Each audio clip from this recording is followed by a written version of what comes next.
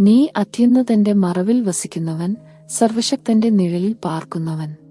ഞാൻ യഹോവയെക്കുറിച്ചു പറയും, അവൻ എന്റെ സങ്കേതവും എന്റെ കോട്ടയും എന്റെ ദൈവവും, ഞാൻ അവനിൽ ആശ്രയിക്കുന്നു. അവൻ നിന്നെ വേട്ടക്കാരന്റെ കണിയിൽ നിന്നും മാരകമായ മഹാമാരിയിൽ നിന്നും വിടുവിക്കും. അവൻ തന്റെ തൂവലുകൾ കൊണ്ട് നിന്നെ മൂടും, അവന്റെ ചിറകുകൾക്ക് കീഴെ നീ മറവു ചെയ്യപ്പെടും. അവന്റെ വിശ്വസ്തത നിന്റെ പരിചയും കോട്ടയും ആകുന്നു.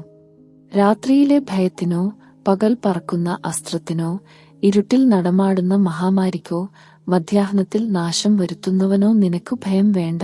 നിന്റെ പാർശ്വത്തിൽ 1000 പേർ വീഴും, നിന്റെ വലത്തുഭാഗത്തു 10,000 പേർ, എങ്കിലും അത് നിന്നോടു അടുക്കുകയില്ല. നിന്റെ കണ്ണുകൾ കൊണ്ട് മാത്രം നീ കാണും, ദുഷ്ടന്മാർക്കുള്ള പ്രതിഫലം കാണും. നീ യഹോവയെ എന്റെ ആശ്രയം, അത്യുന്നതനെ നിന്റെ വാസസ്ഥലമാക്കിയിരിക്കുന്നു. യാതൊരു അനർത്ഥവും നിനക്കു സമീപിക്കയില്ല, യാതൊരു ബാധയും നിന്റെ കൂടാരത്തോടു അടുക്കയില്ല. നിന്റെ എല്ലാ വഴികളിലും നിന്നെ കാത്തുകൊള്ളുവാൻ അവർ നിന്നെ തങ്ങളുടെ കൈകളിൽ വഹിക്കും, നിന്റെ കാൽ കല്ലിനോട് തട്ടാതിരിപ്പാൻ. നീ സിംഹത്തിന്മേലും അണലിമേലും ചവിട്ടും, ബാലസിംഹത്തെയും പാമ്പിനെയും നീ മെതിക്കും. അവൻ എന്നിൽ പ്രീതി വച്ചതുകൊണ്ട് ഞാൻ അവനെ വിടുവിക്കും. അവൻ എന്റെ നാമം അറിഞ്ഞിരിക്കയാൽ ഞാൻ അവനെ ഉയർത്തും.